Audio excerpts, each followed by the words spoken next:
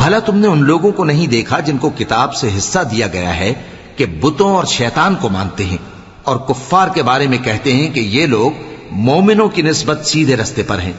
یہی لوگ ہیں جن پر اللہ نے لعنت کی ہے، اور جس پر اللہ لعنت کرے تو تم اس کا کسی کو مددگار نہ پاؤ گے۔ کیا ان کے پاس بادشاہی کا کچھ حصہ ہے؟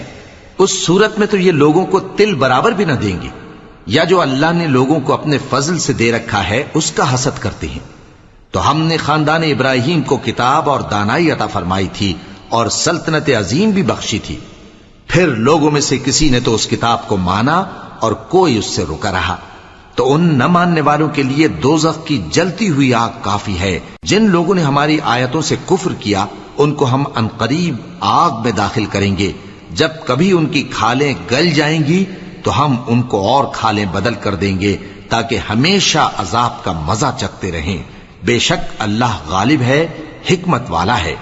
اور جو لوگ ایمان لائے اور عمل نیک کرتے رہے ان کو ہم بہشتوں میں داخل کریں گے جن کے نیچے نہریں بہ رہی ہیں، وہ ان میں ہمیشہ ہمیشہ رہیں گے۔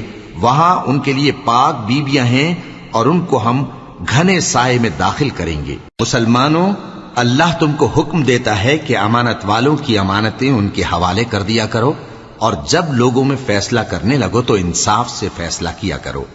اللہ تمہیں بہت خوب نصیحت کرتا ہے، بے شک اللہ سنتا ہے، دیکھتا ہے۔